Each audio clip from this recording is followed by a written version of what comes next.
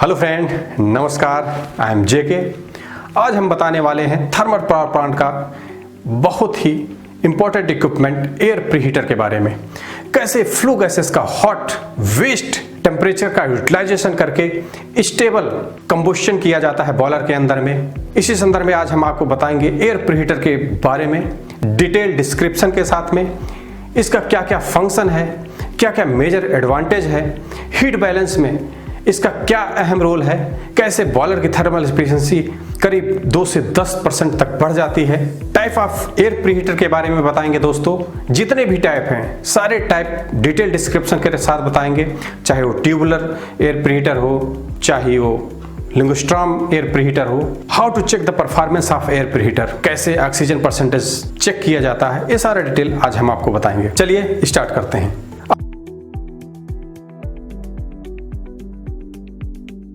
Air preheater. Air preheater is the last heat exchanger in the boiler flue gas circuit. हमने thermal power plant का working principle के बारे में detail में आप लोगों को समझाया है, बताया है। तो इसी संदर्भ में आप देख सकते हैं जो एयर प्रीहीटर है वो सबसे लास्ट हीट एक्सचेंजर है। तो फ्लू गैसेस बॉयलर में जनरेट होता है कंबुशन के दौरान, वो प्राइमरी सुपरहीटर, सेकेंडरी सुपरहीटर से होता हुआ, इकोनोमाइजर से होता हुआ वो एयर प्रीहीटर में जाता है। To achieve maximum boiler efficiency, maximum possible useful heat must be removed from the gas before it leaves the air preheater.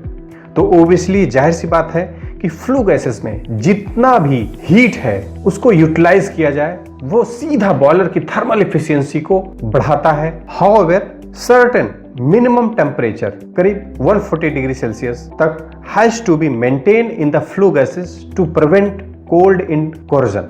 ये बहुत ही इंपॉर्टेंट है। जब गैस एयर प्रीहीटर से जाता है ईएसपी के अंदर में, तो ईएसपी के अंदर में बहुत सारे मेटल पार्टिकल हैं, चाहे वो कलेक्टिंग इलेक्ट्रोड है, चाहे वो इमिटिंग प्लेट है, वो सारे माइल्ड स्टील या आयरन के कंपोजिशन से ही बना रहता है। तो उसमें अगर कोर्जन रेट बढ़ जाएगा वो बहुत ही हार्मफुल है।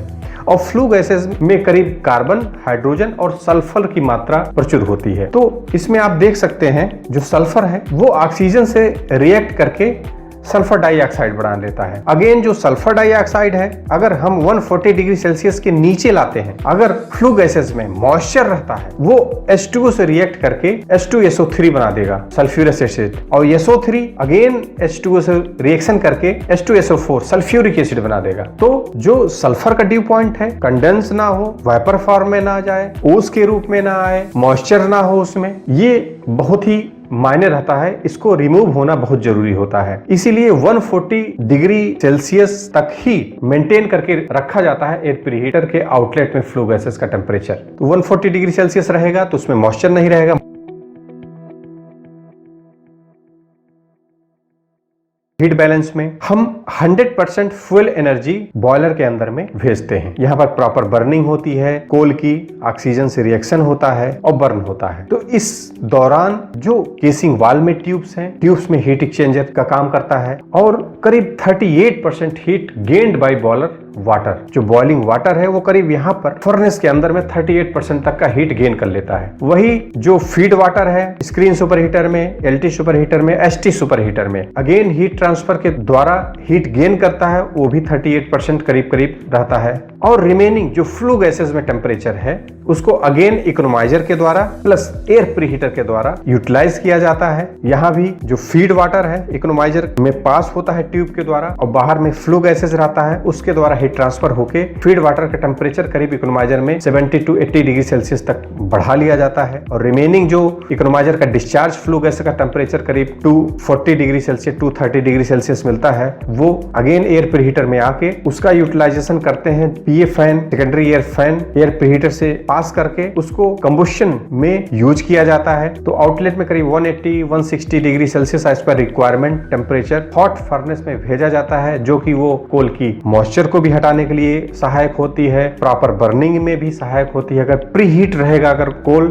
तो एयर प्रीहीटर और इकोनोमाइजर में अगेन 11% का हीट गेन कर लिया जाता है तो करीब 87% तक हीट गेन हो जाता है। मतलब मान सकते हैं कि थर्मल इफिशियंसी 87% तक ही हमारा बॉयलर का मिल रहा है थर्मल पावर प्लांट का। करीब 4.6% एग्जॉस्ट लॉसेस हो जाता है। जो इनहेरेंट लॉसेस हैं करीब 8.4, वो कोशिश किया जाता है मैक्सिमम इसका यूटिलाइजेशन किया जाए। अगर इकोनोमाइजर के ट्यूब के ऊपर में कोई कोटिंग फॉर्मेशन होता है due to fly ash fineness, उसके ऊपर में अगर इकट्ठा होती है तो प्रॉपर हीट ट्रांसफर नहीं हो पाता है फीड वाटर और फ्लो गैसेस के बीच में, तो ये इनहेरेंट लॉसेस इमीडिएट बढ़ जाते हैं। या एयर प्रीहीटर के अंदर में लीकेजेस की मात्रा ज्यादा हो गई, ऑक्सीजन परसेंटेज की मात्रा ज्यादा हो रही है, मतलब हीट लॉस हो रहा है या इनहेरेंट लॉसेस बढ़ेंगे। तो इनहेरेंट लॉसेस में आती है, अगर हम फर्नेस की बात करते हैं, heat loss from the furnace surface, unburn carbon losses, incomplete combustion losses, loss due to hot ashes. Inherent losses में आता है loss due to moisture in air, loss due to moisture in fuel, fuel में अगर moisture है तो loss होगा, loss due to combustion generation moisture. तो ये सारी लॉसेस इनहेरेंट होती हैं।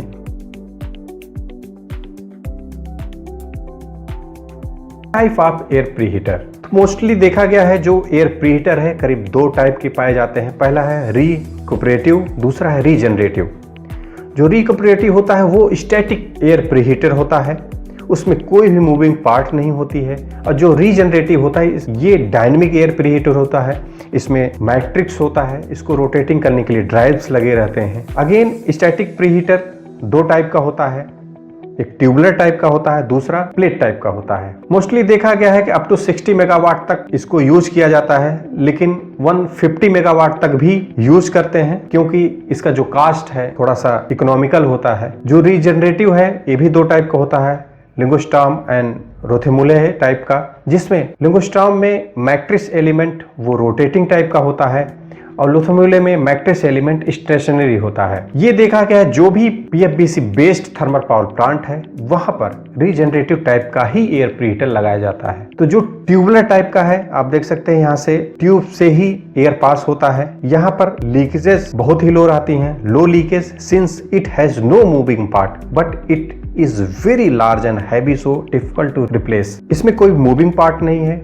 स्टैटिक है, लेकिन ये साइज में बहुत बड़े होते हैं। अगर मान लीजिए कि सेंटर में कोई भी वियर एंड टियर होता है due to corrosive nature of fly ash, तो उस ट्यूब को चेंज करना बहुत ही टाइम कंज्यूमिंग हो जाता है। जो लिंगोस्टॉर्म और रोथेमुले टाइप का है वो कंपैक्ट इन डिजाइन होता है, बहुत ही कंपैक्ट होता है, easy to replace damage surface. अगर कोई भी मैट्रिक्स एलिमेंट का प्लेट डैमेज हो जाता है उसको रिप्लेस करना बहुत ही आसान है, but it has more leakages. इसमें क्योंकि हर एक सेक्शन में axial, longitudinal plus circumferential sealing होती है, वो सीलिंग बीच बीच में due to dynamic nature of equipment wear and tear बढ़ जाता है, सीलिंग बढ़ जाती है, लीकेजेस परसेंटेज ऑफ ऑक्सीजन का रेट बढ़ जाता है जो बार बार मेंटेनेंस मांगता है। तो इसमें मेंटेनेंस बहुत ज्यादा होता है, लेकिन कंपैक्टिंग डिजाइन है।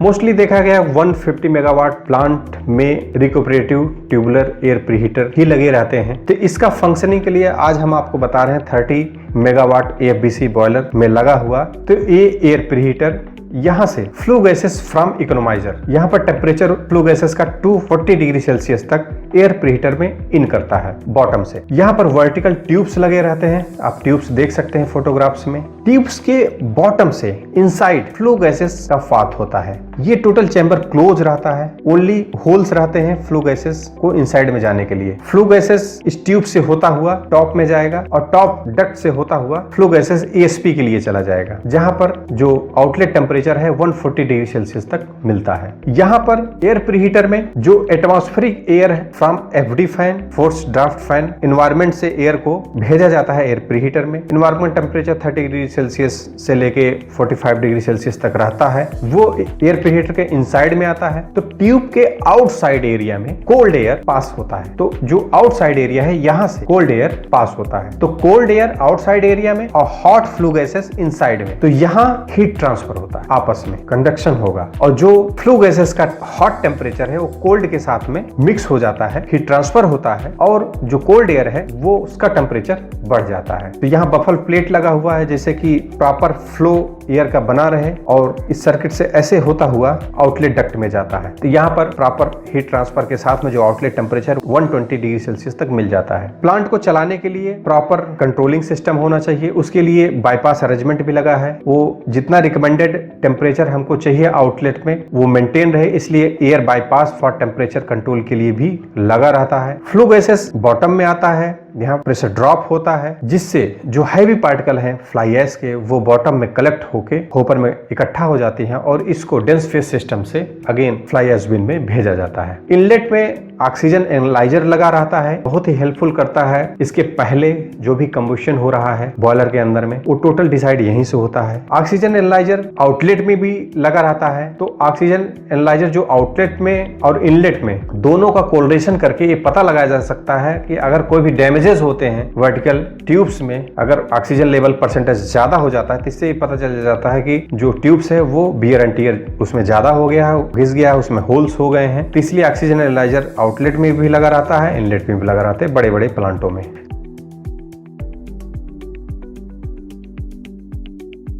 रीजनरेटिव एयर प्रीहीटर, रीजनरेटिव में आप देख सकते हैं ये टोटल मैट्रिक्स होती है, रोटेटिंग टाइप का है। मैट्रिक्स ड्राइव से रोटेट की जाती हैं। टॉप और बॉटम में पूरी मैट्रिक्स बेरिंग पे माउंट रहती है। हॉट फ्लू गैसेस इकोनोमाइजर से फर्स्ट चैम्बर में एंट्री करता है और बॉटम से डिस्चार्ज होता है। लेकिन क्योंकि ये रोटेटिंग है, आपस में जो कोल्ड एयर हम भेज रहे हैं बॉटम डक्ट से वो 30 डिग्री सेल्सियस का है। हॉट फ्लू गैसेस और कोल्ड एयर आपस में हीट ट्रांसफर होता है इनसाइड में, और जो हमको आउटलेट कंबस्टिबल एयर करीब 210 degree Celsius as per performance effectiveness of regenerative air preheater. जो रीजनरेटिव टाइप का एयर प्रीहीटर है इसमें आप देख सकते हैं इसका जो डेप्थ है करीब 2.5 मीटर तक रहता है। वही अगर हम ट्यूबलर का देख रहे हैं तो वो करीब हमको 15 से 20 मीटर करीब 30 मीटर हाइट तक के ट्यूब्स उसमें लगे रहते हैं। जो इसका डाया है आप देख सकते हैं करीब 8 मीटर डाया से लेके 13.5 मीटर डाया तक ही रहता है। तो बहुत ही कंपैक्ट डिजाइन होता है। जो इसका स्पीड है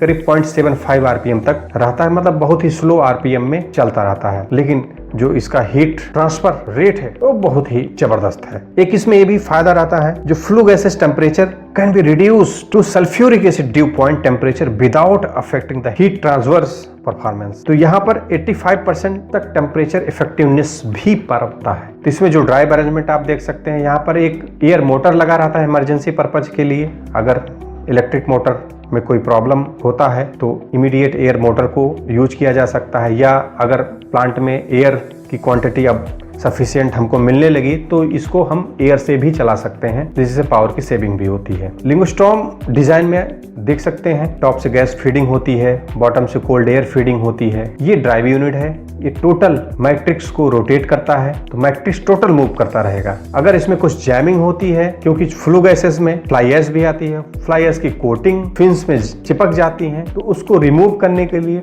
सैचुरेटेड ड्राई स्टीम यूज किया जाता है क्लीनिंग के लिए फिन्स का। तो सूट ब्लोअर का आप नोजल देख सकते हैं। जो ड्राइव यूनिट का रोटर ट्रैक है दोस्तों आप देख सकते हैं, ये पिनियन हमने इसके पहले ड्राइव यूनिट में आपको दिखाया था ये, और जो इसका ट्रैक है इसी ट्रैक को टोटल हाउसिंग को रोटेट करता है।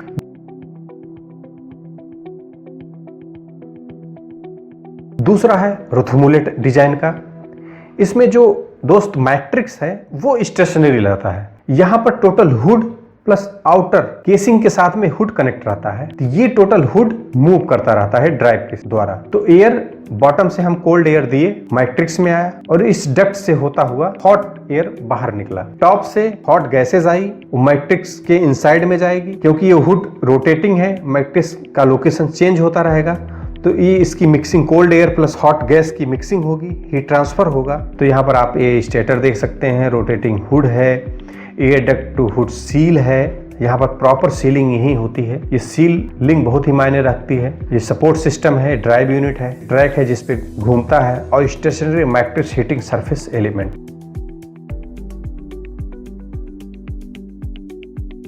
Advantage of air preheater. Stability of combustion is improved by use of hot air. Intensified and improved combustion, permitting to burn poor quality coal. तो अगर हम पहले से ही प्रीहीट एयर को हम न्यूमेटिक कन्वेयर के द्वारा पोलराइज्ड कोल को या कोल को भेजते हैं तो जो पुअर क्वालिटी का भी कोल है वो बर्न हो जाएगा. High heat transfer rate in the furnace and hence lesser heat transfer area requirement, less unburned fuel particle in flue gases, thus combustion thermal efficiency improve.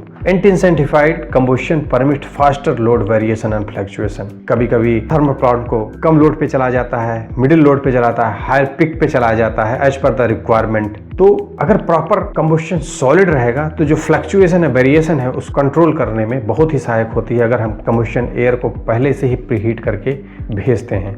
In the case of polarized coal combustion, hot air can be used for heating the coal as well as for transporting the polarized coal to burner.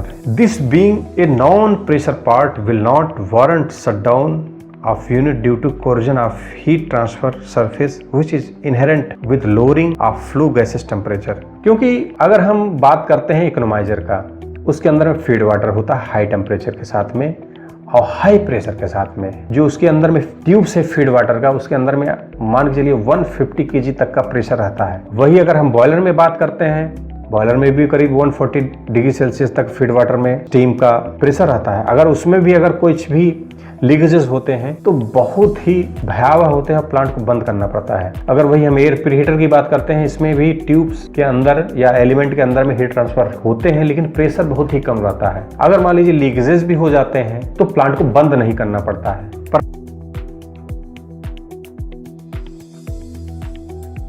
सबसे पहला है air preheater effectiveness. तो इसमें एक formula है air temperature air preheater outlet, air temperature air preheater inlet का, flue gas temperature air preheater in minus air temperature air preheater का in. ये वैल्यू जब हम पुट करते हैं फार्मूले में हमको एयर प्रीहीटर का इफेक्टिवनेस पता चल जाता है. दूसरा है heat pickup in air preheater. Air preheater में हीट पिकअप कितना हो रहा है तो FD air flow into specific heat into air temperature air preheater outlet मात्र एयर टेम्परेचर एयर प्रीहीटर इन. जब हम वैल्यू को पुट करते हैं इससे heat pickup in air preheater, जो इसका हम रेफरेंस लिए बी इसलिए. तीसरा सबसे इंपॉर्टेंट है कि air leakage estimation. Air preheater जो परसेंटेज लीकेज है वो है ऑक्सीजन परसेंटेज एयर प्रीहीटर के आउटलेट में, ऑक्सीजन परसेंटेज एयर प्रीहीटर के इनलेट में upon 21 minus oxygen percentage air preheater outlet में. जब हम वैल्यू को पुट करते हैं तो हमको परसेंटेज ऑफ लीकेज पता चलता रहता है. तो आउटलेट में अगर मान लीजिए 3.1% ऑक्सीजन परसेंटेज लेवल है, इनमें 2.1 है, 21 माइनस 3.1 आउटलेट टेम्परेचर, तो इससे हमको 5.6% एयर प्रीहीटर का लीकेज पता चल रहा है. अगर लीकेज की क्वांटिटी आपको निकालना है दोस्त तो इसी को गैस इनलेट फ्लो जो एफडी एयर फैन है, प्राइमरी एयर फैन जो भी है उसका फ्लो से अगर हम इसको मल्टीप्लाई कर देते हैं इससे हमको लीकेज क्वांटिटी पता चल जाएगा. Increase in ID fan loading कितना आ रहा है तो लीकेज क्वांटिटी अपन गैस इनलेट फ्लो कितना आ रहा है इंटू 100, इससे हमको increase in ID fan loading पता चल जाएगा. आशा करते हैं दोस्तों आज आपको अच्छी खासी जानकारी हासिल हुई होगी. अगर हमारा वीडियो आपको पसंद आया हो लाइक और शेयर जरूर कीजिएगा. अगर हमारे YouTube चैनल पर नए हैं तो सब्सक्राइब करना ना भूलें, बेल आइकन को जरूर हिट कीजिएगा जिससे आपको लेटेस्ट अपडेट नोटिफिकेशन मिलता रहेगा, हमारा मोटिवेशन बढ़ता रहेगा. वीडियो देखने के लिए बहुत बहुत धन्यवाद.